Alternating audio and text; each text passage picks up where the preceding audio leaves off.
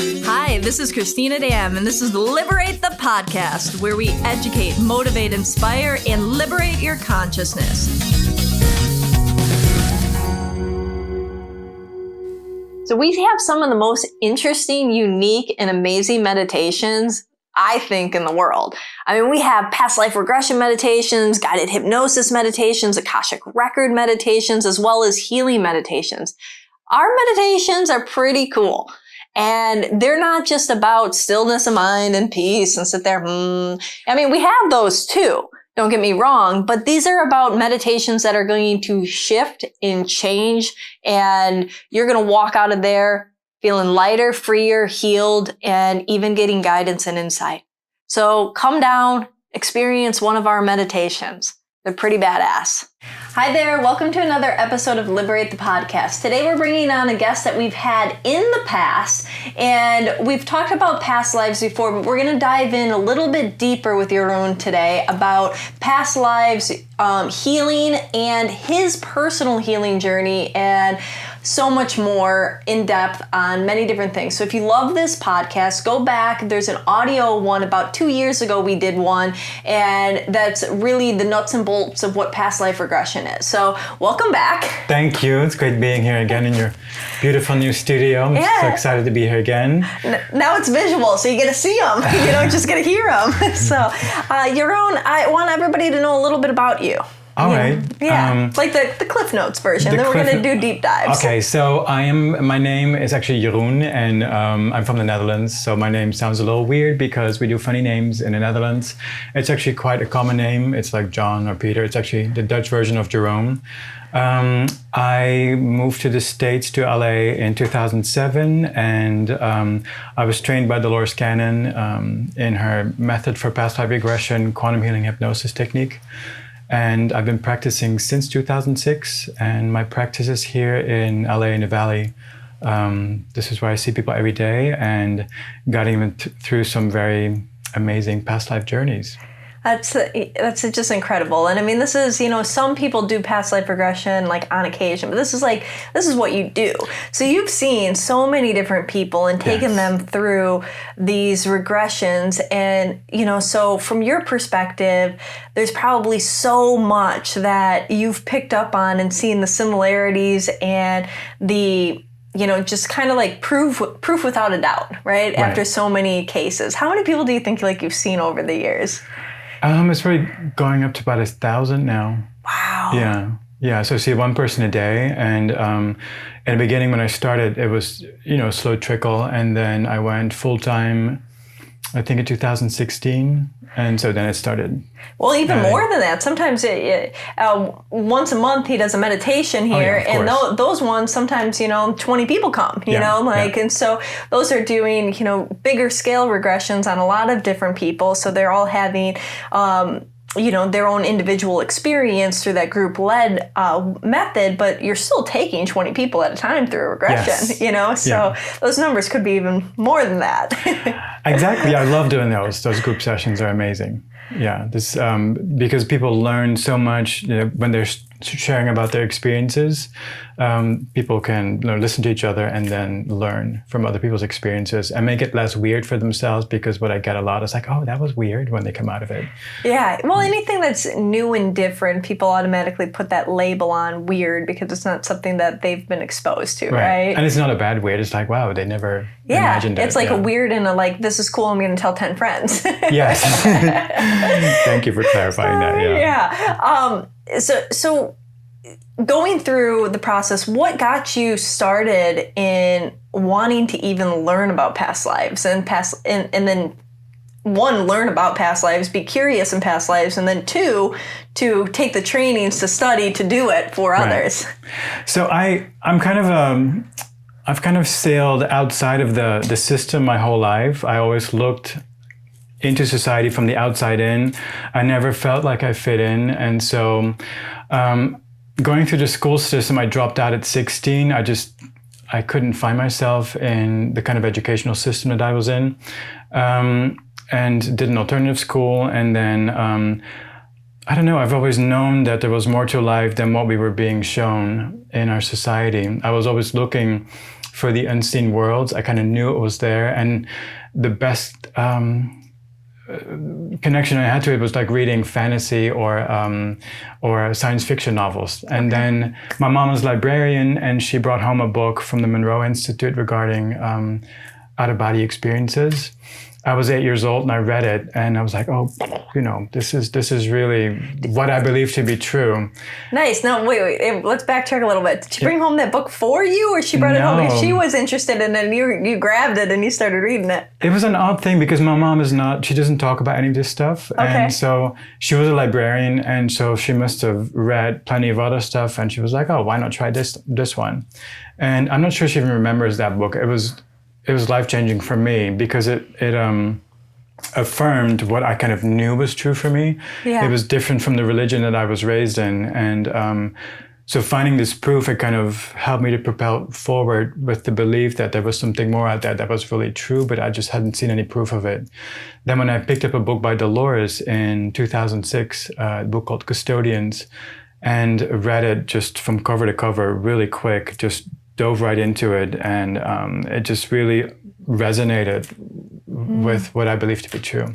Then I found out that she was teaching in the Netherlands. 3 months later, I was able to join her class, and so this little old lady with her little perm came to The Hague. That's where the class was, and I was taught her technique.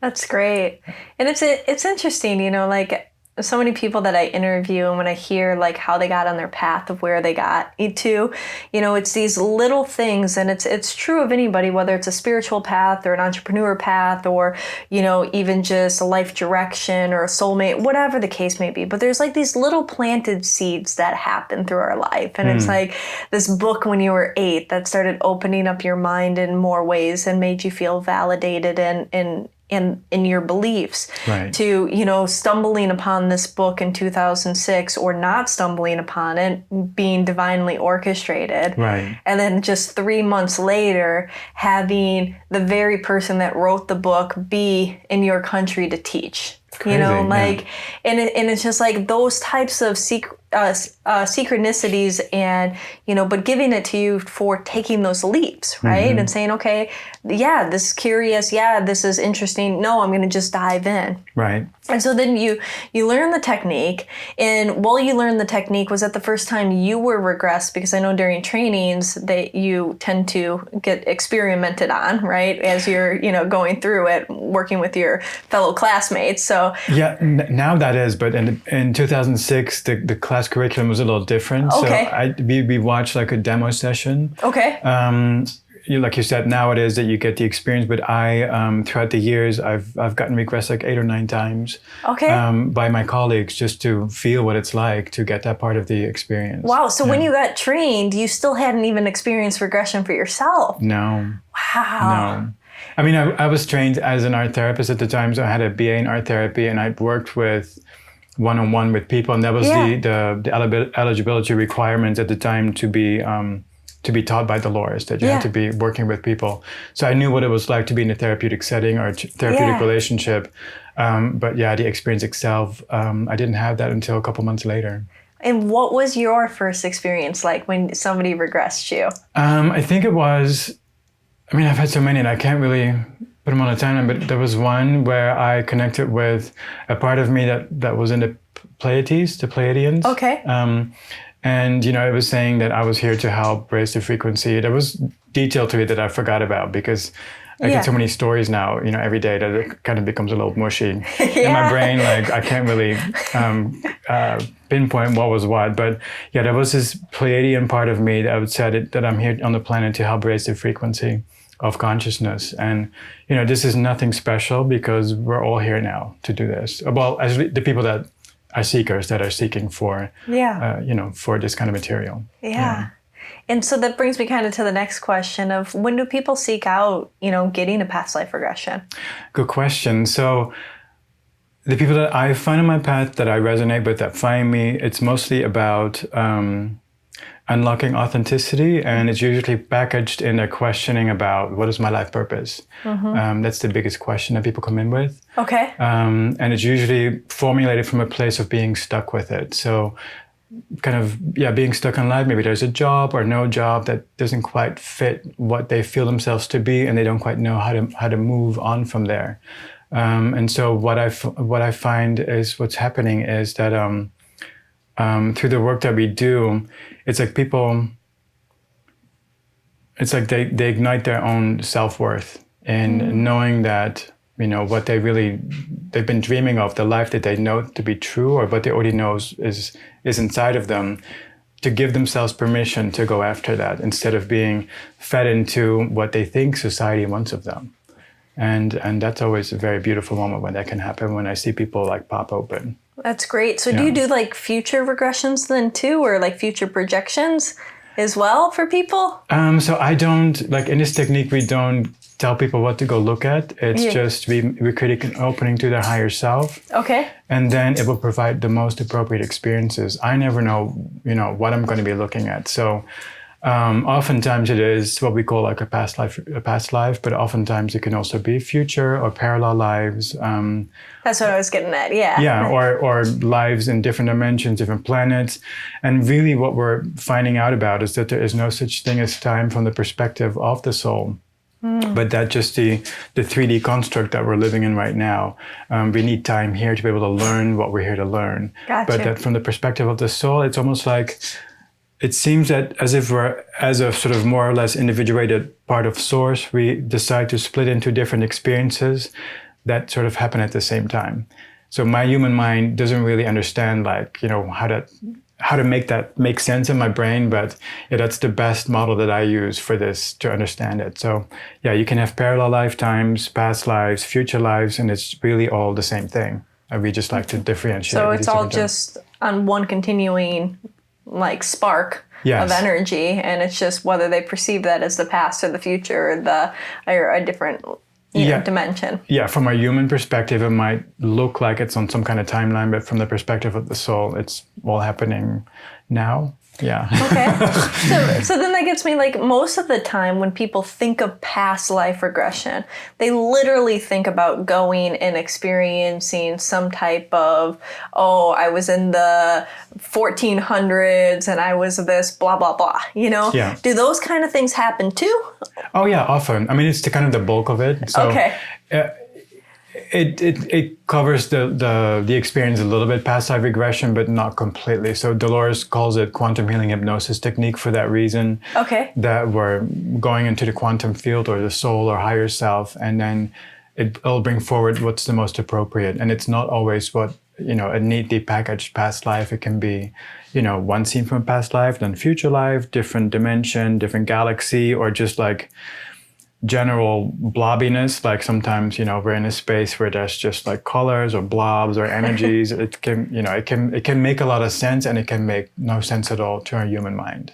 Interesting. And then maybe at certain times in different periods, those same things that didn't make sense start to make sense at different occurrences in one person's life, right? You know, like if somebody sees this red blob and then like later they like realize that red blob was this, you know, or whatever it might be. Oh yeah, so we do get to find out what it means because in a session, first we explore these different lifetimes, and then in Dolores' technique, she found out that there is this healing component that happens.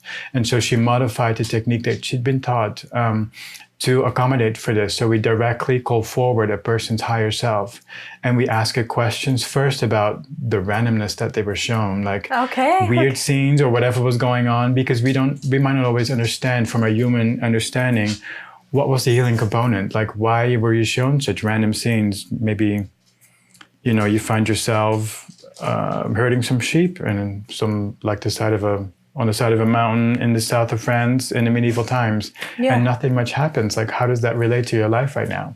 Yeah. And then I asked the higher self, okay, what was the point of showing them this? And it might have been about simplifying their life, or maybe they felt very much on purpose to give them experience of that, or to connect with nature.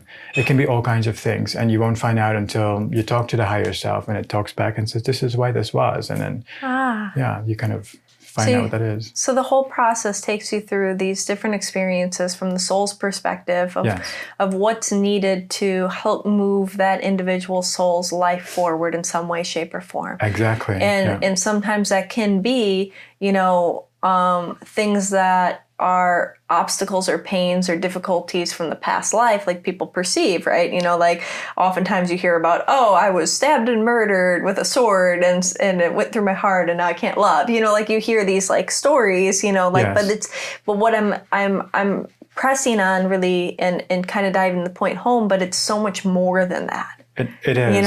And it can give people this ability to really connect with what it is that will help them feel more satisfied, more whole, more complete. And it sounds like it's almost like bringing those parts of their soul, that fragmented soul, back together. Yeah, that's really what I think it is. So using that model that I explained where our soul splits off in different experiences. So during a session, it's like you're bridging into another experience to get the resources that you need for this lifetime. It's like with your little shopping basket, you're going gather different parts of it. And simultaneously, you're healing that lifetime too. Because if you're putting a bridge, I'm guessing that it's, it's going both ways. So it's not just one direction. Yeah, and sometimes it really shows that way because sometimes you're in a different lifetime and then there might be other beings there or the people there and you can interact with them in real time. So let's see, the most recent one that I remember was a person who, they had a Sasquatch experience and there was lots more to it, but I started talking to this different part of her that was Sasquatch in a different dimension. And I started describing, what the dimension was like and what life was all about. That happens quite often. Wow. Yeah. And then what did that person take away for the meaning for them for this lifetime? I gotta remember that. See, I don't hang on to the details, but did you remember the Sasquatch? Because that was the first time that I really spoke to a Sasquatch, and it corrected me actually because apparently they call themselves Hulu men. Oh. When I talked about Sasquatch with the higher self, I was like, oh no, that's not the term. It's Hulu men. Never heard of it. Yeah, but what she took away from it, I don't. I think, if I remember correctly, it was more about her connection to nature and to validate it for herself. I remember now. It was the healing capacities that the Sasquatch being had, this Hulaman being, and why they were so present in her life right now. That there was a direct link to that lifetime for this purpose that she was bringing in these healing capacities for her life right now. That's what I remember, yeah. I'm really proud of myself now that I remember that. So you need to dive into the details and then that was all there. Right. Now, have also like in, past life regressions, and there's been a few documentaries that have been done recently that really kind of take the experiences of a few children that vividly recall lifetimes and characteristics and even names and people that they interacted with and what they exactly did. Do you ever do any regressions like that? Sure. Okay. Do you have any stories? Any fun stories? Yeah. I don't work on children because I work with adults only because there needs to be like a self-reflective capacity, but it can be adults that go to past lives where they know names and years and verifiable content can come in during a session. So I've spoken about this in other podcasts and interviews, but of course the biggest case that I was part of was what's made into a book called The Boy Who Knew Too Much by Kathy Bird. Mm-hmm. She came into my office with this amazing story that her kid told her that he used to be a tall German baseball player.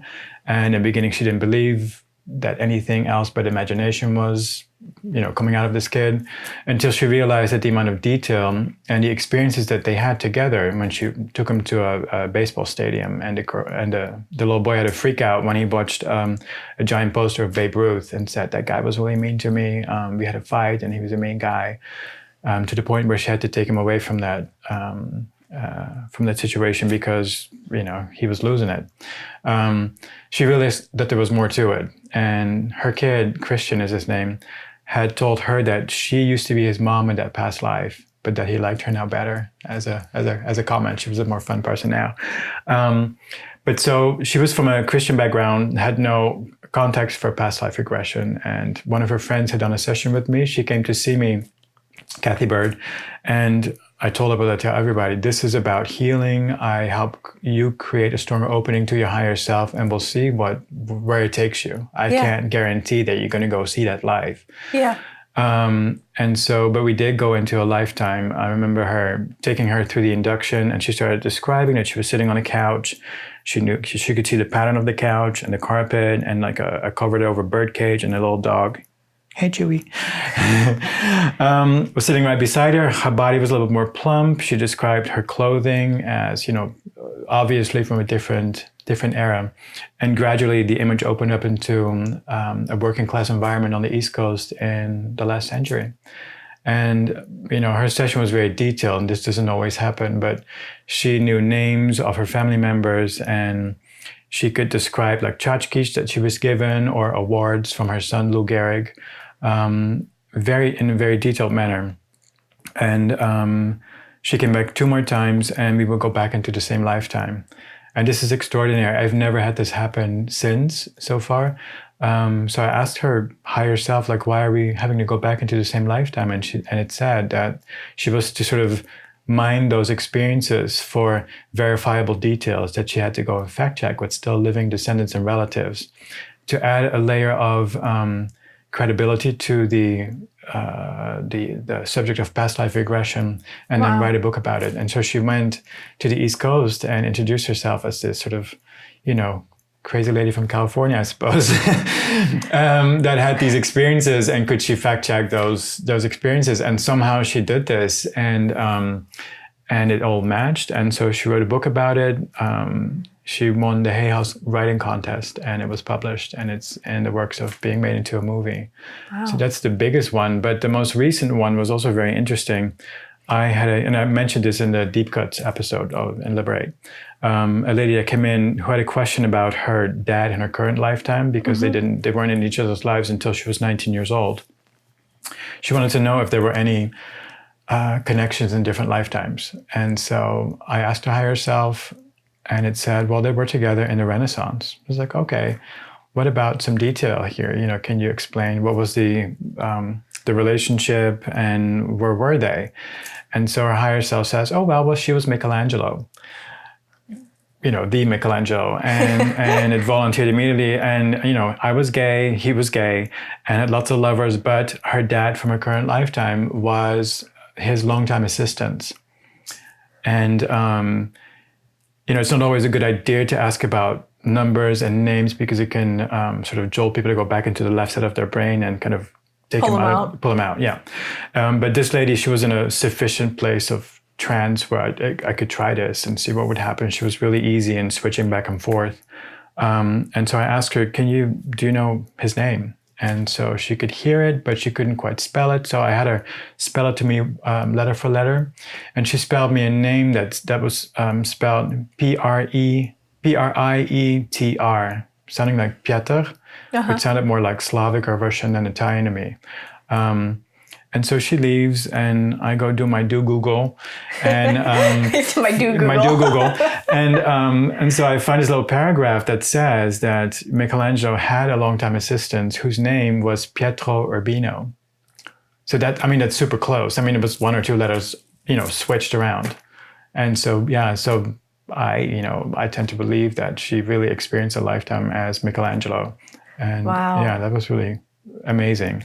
And then go ahead. No, do you see that that sometimes, we have a lot of, as humans having these life experiences, we tend to have a lot of unfinished business, or difficulties or unfinished lessons and learnings, a lot of times people are stubborn and they don't want to see how things are there to serve them, and they easily map into the victim mode and place blame on everybody instead of being like, oh, this experience, or me getting fired, or me going through this bad divorce, or me doing this is actually to serve me in some level, so I'm grateful for it and so I can move forward. But a lot of people don't do that. Yeah. And so there's a lot of these wounds that are so like hard because there's an expectation and and that expectation breeds the suffering and unnecessary suffering. But people can take that from these other lifetimes or other experiences and still be carrying those wounds. Yes. Do you find that a lot of people have that sometimes in some of the regression work, since yours is all about healing? Yeah. Yeah, of course that happens. I want to make a connotation to that because a lot of people take that, make it kind of like it's a wrongness in their life. Like, yeah. Or like the example that you mentioned, I've been stabbed in the heart, so I don't know how to love. Okay, that's my story. Yeah, and that's but there is no like bad. That's what I'm trying to say. There's no bad to it. It's just like, okay, so maybe that actually created you to have this, you know? Thank you, yes. I find it is really that way. So we are part of a benevolent universe and we've all chosen this experience. Even if you subscribe to the thinking that we're on a prison planet and we're just being recycled over and over, it's still a decision that you took as a soul to go into the system and to be part of it and to have these experiences. With the example that you gave, if that comes forth during a session where the higher self tells me, okay, so they had this experience in a past life and it's unfinished, or it's part of their experience in their current life right now and it can be healed or whatever, I always ask about what's the purpose of bringing something from a past life into the current lifetime. Is it a flawed system? You know, doesn't it work? Why would you do that? And it's always, I think, or 99% of the time, it's being sort of taken from that past life in the current lifetime to help learn a certain thing in the current lifetime. So it's not like you're impaired and you've gone off the path and there's this wrongness about it. It is part of your life path right now. So it's not just the good things that we pull from other lifetimes, but also what we would, from the human perspective, call the bad things. Yeah. But it's all to propel us forward. So it's like if you're carrying those extra weights on your, like, let's say a metaphoric weight, like a metaphoric backpack of all these things that weighed you down in the past life. Yes. It's to make you physically stronger in this lifetime and get to the point where you can break free of the backpack and you have these built muscles that can propel you forward. And some kind of weird metaphor, you know. I mean, it's really good. Yeah. You know, like, so instead of being like, oh God, I was born with this handicap because I had this unfinished baggage or luggage or whatever in the past life, and now I'm weighed down. It's actually really much a strengthening process. It's to propel, to evolve, to. Yeah, and there's really purpose to all of it. What I'm finding, you know, and that can sound really shitty if you're in a really sucky situation. You know, we all have them. I mean, with my own history, I've certainly been in very challenging places in my life. But looking back, it all allowed me to embrace who I am even more so after going through it and looking back at it. I mean, not while I'm in it, like, oh, I'm good, I'm embracing myself, but it was a nightmare, you know. But it's hindsight's 20/20, right? Yes, of course, yes. So, but everything that is scripted. That's what I hear over and over when I ask about people's horrible experiences. Oh yeah, they came to the planet and they've had like horrible experience that you cannot imagine, the horrible lives. They were just doing this because they came straight from the angelic realms and they needed like to fast track experiencing the human experiences so they could be relatable and feel compassion for the human experience. Interesting. That is often being told to them. Yeah. Wow. So a lot of the people that I work with that have these horrible experiences, they are here to anchor like a very, very refined high frequency. And it's through these experiences of like sheer horror that they kind of learn how to anchor them, like what the earth experience is about. So then other people can relate to them. They hold that vibration of knowing what it is to go through the experiences. Well, yeah. I mean, I'm a firm believer. It doesn't mean that everybody needs to suffer in any way, shape, or form, but that, you know, you need to understand, you know, at least have an awareness of what it's like to walk in another's shoes in order to relate to them on some level, right? You know, like you can't like help somebody cope with a broken heart if you've never had a broken heart, right? You know, because you don't even understand it, right? And so That's an interesting, fascinating type of perspective that it's, kind of new to me, of that these could be angelic realm beings that are fast tracking a human experience, having the massive polar opposite of experiences so they can understand, okay, now I get suffering because I've got it to the nth degree, Yeah, and it's useless when you tell somebody, of course, it's not your place to tell them in their face, like, oh, you're just going through this purposeful, so you're learning something. From the human, like, screw you. Right, of course. I mean, I would not accept that if somebody would have. I watched somebody get murdered in front of me. Screw you. Exactly. Exactly. So, so it's not from the human perspective to try and sort of make it okay that you're suffering, but it's more in hindsight of once people click into their life purpose, to look back and to understand what the path was about, and that the journey is, it's all about the journey. Because, I mean, we certainly find ourselves in places where it's just horrible and we just want to find the off switch, where we can just get out of this and be healed and be in our full power and be fully empowered. And the next day, or through a session, but what keeps coming forward, that the information that we gather in this journey, going step by step, allows us to get to know ourselves as God, source, creator, doing the Cristina experiences or the Jeroen experience. So it's to encountering your own uniqueness in the doing of this process, that you gather very specific information that no one else can gather because they're not you. Yeah. And once you do that and you learn to validate your own experience, your own truth over the truth of the world that you might have been conditioned to believe is your highest truth. Yeah. Once you learn to detach from that and trust your own experience and embrace who you are here to be, you're starting to experience the rewards of it, which are knowing that you are a unique expression of source. And then what that brings is more trust in yourself, and that is trust in God, source, creator, and in life, because then you know that you're just here for a short time, just affecting change, sort of playing this game with people. So then it's okay to be here. So a lot of people now, people that come into my office right now, they say, just fix me so I don't have to come back. But from my perspective, it's all about choosing to be here. And again, this is a journey as well. This will come after you learn to validate who you are, your own unique expression, what makes you tick. Once you start doing that, then you inch back into, or you lean back into the experience of knowing that you're God, much like you had when you were a baby. When you look into a baby's eyes, you can see this. We know what we are when we're fresh arrivals on the planet. Yeah. We're a part of source of God, anchored in this little baby's experience. And then most of us, I think, go through the experience of not being seen for this, and not being treated like, what are you here to bring, or who are you? But instead, look, child, here's society. You're going to fit into these molds that we have ready for you. And the messaging that happens is that there's something wrong with you. Yeah. Because you have to work to fit into something else.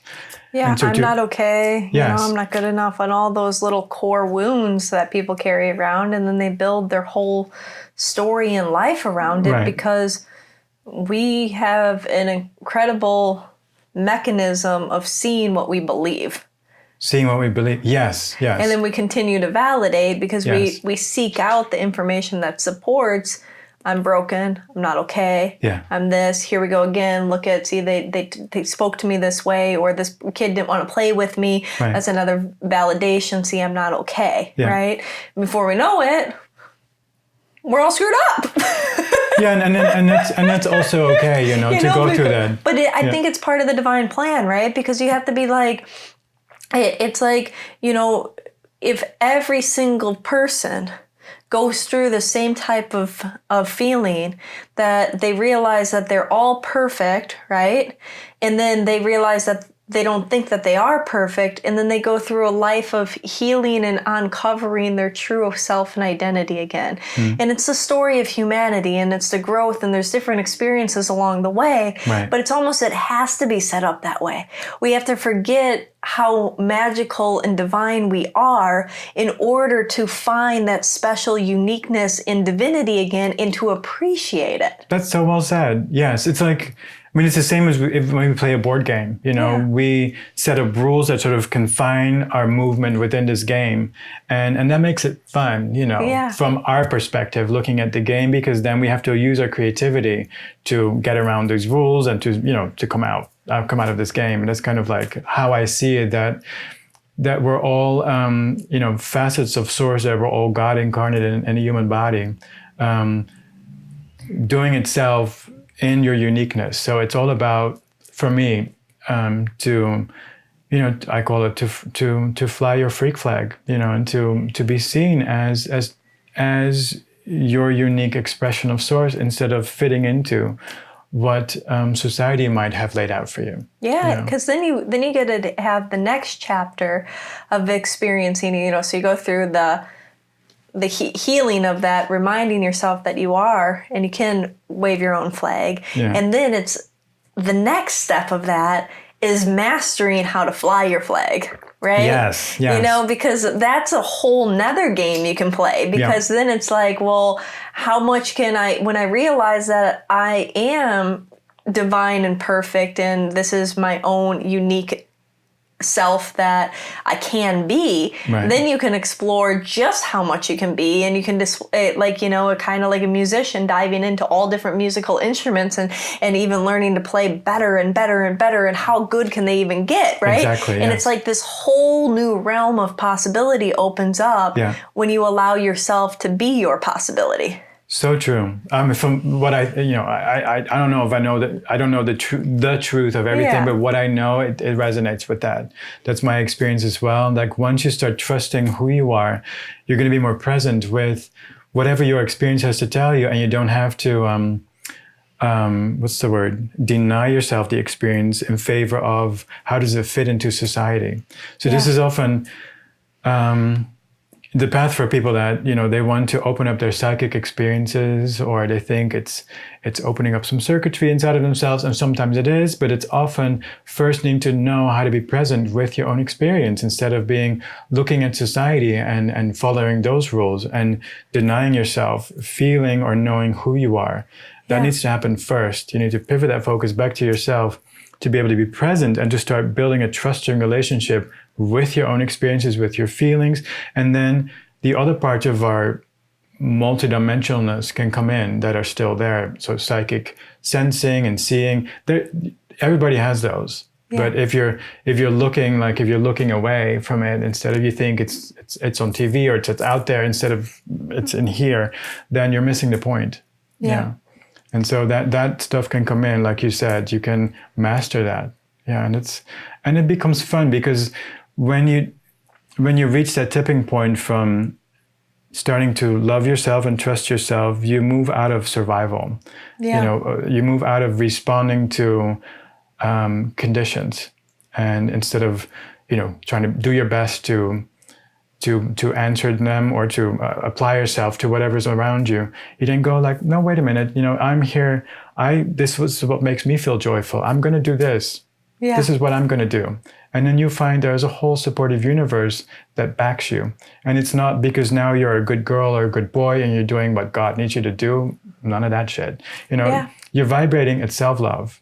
Mm-hmm. And so that is what you manifest. That is how I see like the law of attraction works. And then you attract to you the type of people, relationships, experiences that help support that. Exactly. Right? And so many times people, not only like are they afraid to be them or what society thinks, there's also all of this like, oh, I'm going to leave people behind, or these people were my friends or my, it's like, you just got to trust that when you move forward, there's a new vibration that meets you. Yes. Yes. And then hopefully what would happen is like wrong making also subsides. Mm-hmm. Because, I mean, believe me, I get triggered so much. Like still, I opened my phone this morning and Twitter sent me like a little notification. 82% of the Amazon 82% more of the Amazon forest is on fire than last year. Wow. Look, so that's, and then it showed you like a heat map. It's like, oh my God, you know, we're being pushed off the planet. Like, how are we going to survive this? So I do get triggered, but then, you know, there is a part of me that kind of reminds me like, this is still the perfect place for us as souls to come in to learn what we're here to learn, or to experience what we're here to learn, regardless of what kind of circumstances are happening. Interesting. But am I worried about that shit? Yeah, so am. You know, like I don't want to, you know, think about the people and the animals and the plants, and then also the climatological effects and how it's going to affect us and all the other people and animals on the planet. Yeah. You know, it's terrible. Yeah. It is. And from that perspective of like tapping into all these different other realms and dimensions, like what is your perspective on that, right? Because I sometimes talk to people and like I waver back and forth, and it sounds like you do a little bit too, but I'm like, a part of me is like, you know, my life's work, and, you know, I even want to build all these animal sanctuaries with some of the films I do and different things like that. But like, and so I'm really drawn towards helping and wanting to make the planet better and wanting to protect and wanting to serve. But then when I tap into the really deep spiritual stuff, it's like everything is divine and perfect. Right. Yeah. And so then it's like, ooh, and I go back and forth between, okay, I feel like I'm on this mission to help the planet and to help humanity and animals. And then everything's divine and perfect. So that means everything. It cancels each other out almost. Yeah. Yeah. For me, how I navigate that, because I relate to it, but how I navigate it is that I want to do what is joyful to me, you know, so I create space for what brings me joy, and it happens to be helping people and the planet, and that's what brings me joy. And so I'm encountering the conditions, you know, in myself and in other people, and it's in that friction with the limitations that I find joy when there's expansion and healing that happens. So yeah. I try to be motivated by joy. And I try, but trying is like the wrong word. I feel joy when I'm doing what I'm doing. And this is what I try to help other people do as well, so they can enjoy the ride for as long as it lasts, because, you know, I don't know where it's going to go. Yeah, we don't know where it's going to go. Yeah. But, you know, hopefully I don't watch much TV, but I got into that TV show, the Orval. Have you seen that? No. Okay, it's like... The Orval? The Orval, yeah. Oh. It like takes place maybe like 50 years in the future or something, I don't know, and they're an explorer spaceship that goes around to all the different galaxies in the universe, and so there's all these different interdimensional beings that are on the spacecraft together, you know, from different planets, and they go to different places kind of like Earth and all these other things, but then the main species are slightly different, you know, they might have one might have blue skin, one might be like a little like this or whatever, but it's so well written. I love shows like that. But it just makes me think, like, you know, well, maybe we'll get to that point and we can just ride around on these spacecrafts, and they do even like the humans or the other beings that live on the different planets will go on like their vacation cruises or through the galaxy. Right? Yeah, that'd be fun. Instead of going to Palm Springs, we're gonna go to like Orion or the Pleiades. Yeah. No, that's it. For the weekend. Yeah. No, like one of the doctors on the ship, she took her 2 boys and they were going to go to like it's a planet that's made for vacation.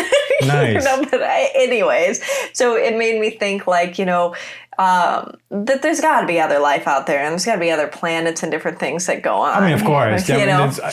During sessions we talk to beings from different places, different times, and it's teeming with life. You know, maybe not as much on the 3D as we think, but on different levels of it, different dimension, it's teeming with life everywhere. Yeah. Yeah. It's amazing. Well, you know, what else would you like to share before we wrap up? What would I like to share? I find it such a hard question, because for me, all this stuff is so normal. And so I was like, oh, just another day, you know. Okay. Well, how about this? What is one thing that you really want people to understand most about past life regression and how it is healing? That it can really turn you on to maybe both. Onto connecting with your essence, with your core, with your purpose, with your soul's expression onto the planet. You know, it can really unlock that for you. Yeah. And hopefully that's possible for everybody. But yeah, I think that is a great potential of doing this work. This is what makes me feel joyful about it. Yeah, when I see people like get it. And, like something clicks and they're forever being changed because they're having an awareness that is such a different perspective that they can't look at things the same. Yes. Right? It's like a child finding out that Santa Claus isn't real and then they can't ever look at Christmas the same, right? Right. It's like that. It's not quite as disenchanting, but yeah. No, but this is the opposite. This is finding more enchantment. Yes. So it would be like the opposite, you know, right. You know, finding out that the tooth fairy is real. Right. Exactly. Like, wow, there's fairies, right. You know? And they really are real, by the way, everybody listening. Yeah, fairies are real. You know, these legendary creatures that we've heard of, Atlantis, Lemuria, all that stuff is real. Yeah. From my work, you know, this is what I encounter. Yeah. So rejoice. Yeah. Amazing. And where can people find you? So I work in person only in the Valley, San Fernando Valley area of Los Angeles. It's called Valley Village. I have my office there. And so you can connect with me on Instagram is the best way. Hello, Instagram Live Watchers. So Instagram, my Instagram handle is my name, which is Jeroen, and then my affirmation, ISLOVE, is love. Or my website, it's my first name, JeroenQHHT.com. That's perfect. And we'll put those both down there so they'll be hyperlinked for you. Thank you. Then, of course, come see me here. Once a month here in a group one, you know? Yes. So you can try out the group and then you can try to get on his wait list, but he's like booked out 3 months in advance. So make sure that, you know, you come to the group one and then you get your name on right away on that wait list so that you can get a private session if you do want one. Yeah. And they're so much fun. And so normally I'm here at Liberate every third Thursday of the month, between 7 and 8, except for September. We're doing it September 12th. So if you're seeing this before September 12th, that's the one that it's going to be this week. We switched the 3rd and the 2nd around for that month only. But otherwise, 3rd Thursday, always check out our calendar and you can find the date. Thank you. Maybe we can try to get them here a little bit more often again. We'll see. Well, thank you so much for joining. Thank you so much for this amazing conversation. Thank you. If you enjoyed this conversation, like it, subscribe, and share it with your friends. If you want some more amazing resources on your path of liberation, head over to liberateyourself.com and sign up for our mailing list. Connect with us on Facebook, Instagram at Liberate Hollywood, all one word, or Liberate Emporium, all one word. Until next time, liberate yourself.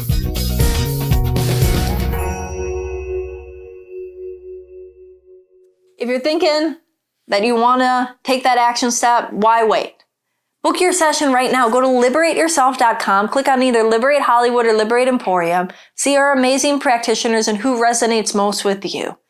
And then book a session via Skype, phone, or in person.